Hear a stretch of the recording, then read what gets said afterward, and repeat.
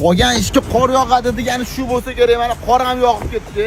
Shuning uchun avtoda qorayib ketgan Gentra'n yonida turgan oq Cobalt. Voy, Cobalt deydi, o'sha mashina bo'lsa kerak. Mana sizlarga oq Cobalt 2022-yil bosib o'tgan masofasi 107 000 km ko'rsatyapti. Kraskalari toza deyilyapti, faqat mana shu chap tomon kriloni uchida va kapotda ozgina joyida petnoq seporilgan joyi bor ekan. Salonlarni ko'rsatadigan bo'lsak, salonlar ham akkuratli holatda, rullarga ham mehrli berib qo'yilgan ekan. Malibu barlar, TS monitorlar. Aytganimdek mana 107 000 km masofani ko'rsatyapti. Yaxshi chexollar taqib qo'yilgan, xullas mehr berilgan mashina ekan. Salonlari ham yaxshi holatda, 30-40 000 km bemalol yursanglar bo'ladi.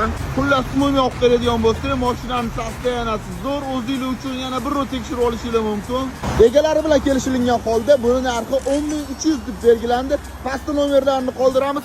O'zingiz bemalol telefon qilib barakalashib olishingiz mumkin. Sizlar bilan arzonchi bo'ldi.